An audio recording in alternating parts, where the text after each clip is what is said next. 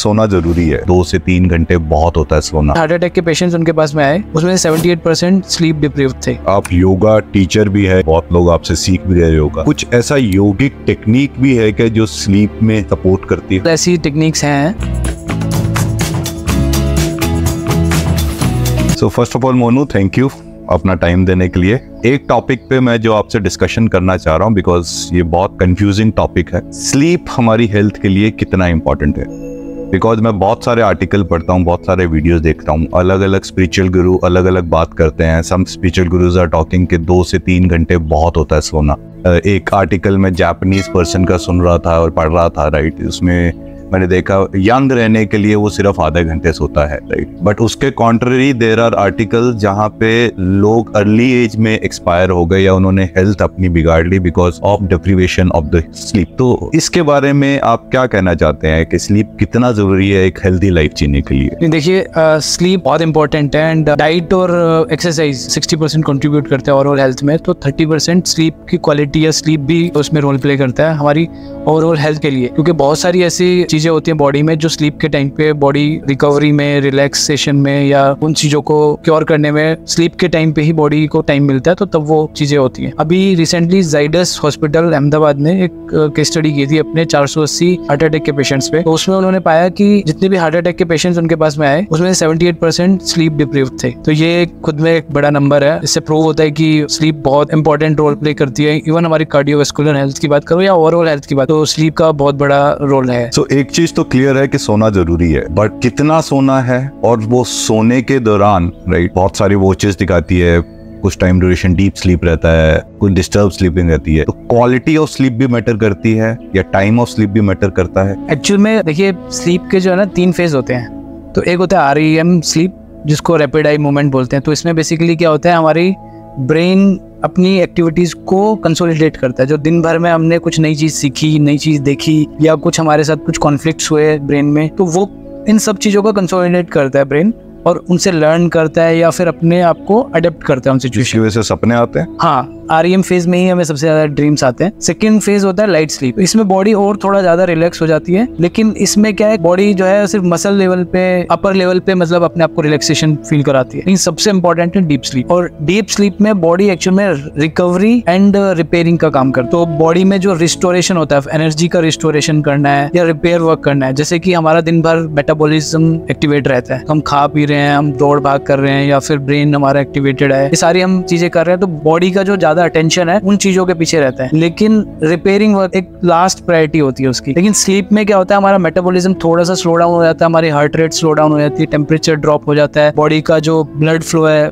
वो थोड़ा slow down हो जाता है। उस टाइम पे बॉडी अपने आप को जो गट के अंदर जो रिपेयरिंग का काम करना है या मसल या टिश्यूज लेवल पे रिपेयरिंग करनी है, तो वो डीप स्लीप में ही होता है। तो इसलिए डीप स्लीप में जाना बहुत इंपॉर्टेंट है। और स्लीप डिप्रीवेशन तब भी हो सकता है, आप चाहे 7-8 घंटे सो रहे हो लेकिन डीप स्लीप में नहीं जा रहे हो तो भी प्रॉब्लम है। तो डीप स्लीप बहुत इंपॉर्टेंट है एक अच्छी हेल्थ के लिए, क्योंकि इससे आपका मेटाबॉलिज्म अच्छा रहेगा, डाइजेशन बहुत बढ़िया होगा, आपका ब्रेन फ्रेश फील करेगा, आपके जो मसल्स हैं उनमें अच्छी फास्ट रिकवरी होगी। तो ये सारी चीजें डीप स्लीप में होती है और ये साइक्लिक होता है। तो कभी भी ऐसा नहीं है कि आप एक बार स्लीप में गए और आप पूरा डीप स्लीप में ही सो रहे हो, ऐसा नहीं हो सकता। तो REM, light sleep, deep sleep ऐसे करके फेजेस में होता है। तो एक हेल्दी पर्सन के लिए 4 से 6 साइकिल रिकमेंडेड है। ऐसे 4 से 6 साइकिल्स में उसको पूरी रात में, चाहे वो 5 घंटे हो चाहे 6 घंटे हो, तो वो क्वालिटी ऑफ स्लीप होती है जिसमें 4 से 6 साइकिल पूरे हो जाए। तो इसलिए ये इंपॉर्टेंट है कि वो साइक्लिक फेजेस में एंटर करे। तो ये तो समझ आया कि सोना जरूरी है, ये भी समझ आया कि अच्छी नींद लेना भी जरूरी है और डीप स्लीप में जाना भी जरूरी है। बट एक पैटर्न में हम जी रहे हैं, एक स्ट्रेस में हम रहते हैं, राइट, एक मॉडर्न लाइफस्टाइल में हम जी रहे हैं, राइट, और स्लीप का पैटर्न भी सेम है।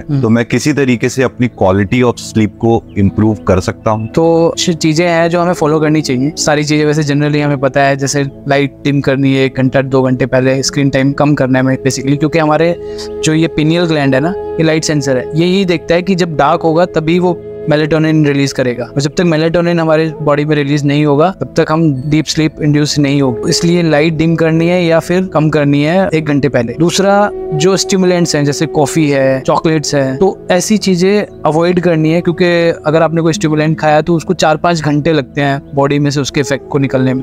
तो इसलिए शाम से ही आपको अवॉइड करना है कि रात को चॉकलेट्स और ऐसी चीजें ना खाएं। तीसरा है कि हाई प्रोटीन डाइट, जैसे रात को हम छोले, राजमा, हाई प्रोटीन वाली जो सोर्सेज है ना वो अवॉइड करने हैं। रात को लाइट खाना ही लेना है और जितना हो सके उतना एम्प्टी स्टमक। एम्प्टी स्टमक का मतलब है कि जो हमारा एसोफेगस है ना तो 2 से 2.5 घंटे लगते हैं क्लियर करने में, यानी कि आपने खाना खाया उसके 2-2.5 घंटे बाद आपका पेट खाली हो जाता है। वो खाना आपके शरीर में ही रहता है, डाइजेस्टिव ट्रैक में ही रहता है, लेकिन एटलीस्ट पेट खाली हो जाता है, क्योंकि पेट का खाली रहना बहुत इंपॉर्टेंट है अच्छी स्लीप के लिए, ठीक है। उसके अलावा एक पॉइंट ये भी है कि बहुत सारी ऐसी एक्टिविटीज नहीं करनी है जो एक्साइटमेंट वाली एक्टिविटीज होती है, तो वो नहीं करनी है कि किसी नए बंदे से बात करनी है या कुछ नया टॉपिक स्टार्ट करना है या कोई नया टास्क या एक्टिविटी स्टार्ट नहीं करनी है। वो दिन के शुरू में ही करो तो बेटर है। तो उससे एक क्या ब्रेन को ज्यादा फूड नहीं मिलेगा, ब्रेन ज्यादा एक्टिवेटेड नहीं रहेगा, ब्रेन को स्लो डाउन होने के लिए हमें टाइम देना है। तो ये कुछ एक्टिविटीज हैं जिसको करके हम जो है अच्छी स्लीप इंड्यूस कर सकते हैं। सिंस आप योगा टीचर भी है, योगा गुरु भी है, बहुत लोग आपसे सीख भी रहे योगा, तो कुछ ऐसा योगिक टेक्निक भी है क्या जो स्लीप में सपोर्ट करती है? बिल्कुल ऐसी टेक्निक्स हैं और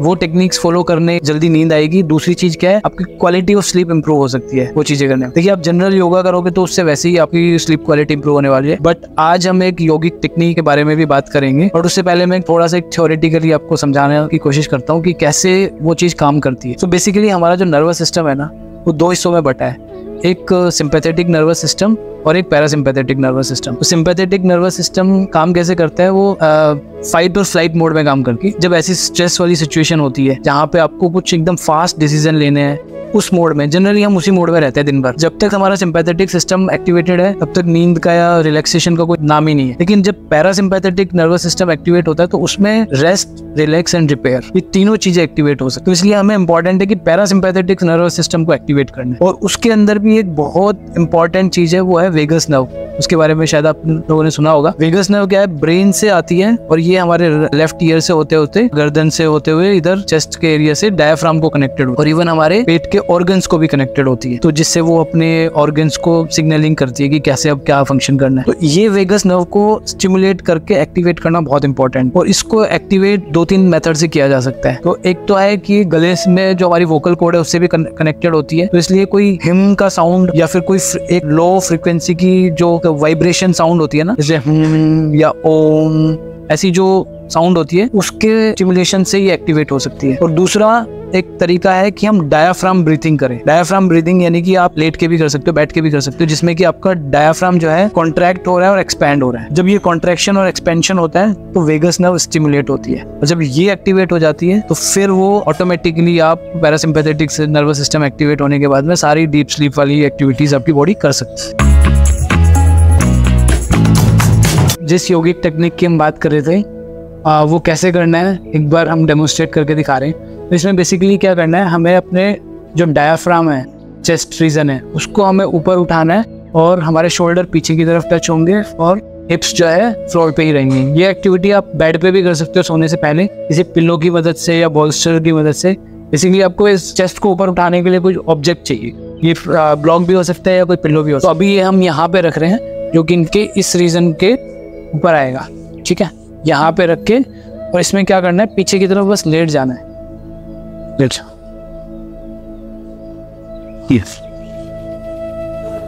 हाथ पीछे की तरफ, रिलैक्स। दोनों आपस में एल्बो ग्रैब भी कर सकते हो या फिर जैसे भी जो भी रिलैक्सिंग पोजीशन है उसमें। हाँ, इसमें 5 to 10 मिनट्स आपको रहना है। और पैर आप ऐसे रख सकते हो, अगर कंफर्टेबल नहीं है तो यहाँ पे पिलो लगा सकते हो, जैसे यहाँ पे कुछ इसको कंफर्ट कराने के लिए दोनों साइड में, यहाँ पे इसको ऐसे इसके ऊपर रेस्ट करा सकते हो। तो इसको मेनली हमें बिल्कुल एकदम रेस्टफुल स्टेट में रहना है। और ये हमारा चेस्ट का रीजन यानी कि डायाफ्राम हमारा पूरा ओपन अप होएगा, वाइड ओपन करना है हमें। इसमें क्या करना है, डीप ब्रीदिंग करनी है, स्टोमक ब्रीदिंग करनी है। तो हमें एक्सेल करना है, एक्सेल करो, पूरा पेट खाली करना है एक्सेल में, और फिर पेट में ही सांस भरना है ऐसे। तो इस तरह से ब्रीदिंग करनी है 5 मिनट्स तक। तो जब इस तरह से आप डीप ब्रीदिंग करते हो और आपका डायाफ्राम एकदम पूरा एक्सटेंडेड रहता है तो आपकी वेगस नर्व एक्टिवेट होती है। और इसके साथ साथ में आप अगर करना चाहें तो ओम की चैंटिंग भी कर सकते हो, या कोई आपका जो मंत्र है वो भी, उसका भी उच्चारण कर सकते हो। तो फिर वो फास्टर और ज़्यादा फास्टर तरीके से उसको एक्टिवेट किया जा सकता है वेगस नर्व, क्योंकि फिर वो यहाँ से स्टिमुलेट होगी प्लस यहाँ से स्टिमुलेट होगी और आपके ऑर्गन से भी स्टिमुलेट होगी, तो और जल्दी वो प्रोसेस स्पीड अप हो जाएगा। इस तरह से ये टेक्निक, योगिक टेक्निक से नींद जो है इंड्यूस हो जाएगी और बॉडी में जो मेलेटोनिन है वो रिलीज होना शुरू हो जाएगा, बॉडी रिलैक्सेशन में पहुंच जाएगी। धन्यवाद।